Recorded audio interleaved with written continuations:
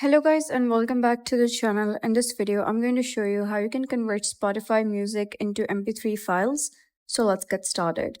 There is no direct method of converting your Spotify music into MP3 files, but if you have premium of Spotify, when you log into your account and open any of the playlist, you'll be able to see this button that says download. So you can basically listen to all of the Spotify music in the form of MP3 when you're not connected to internet as well.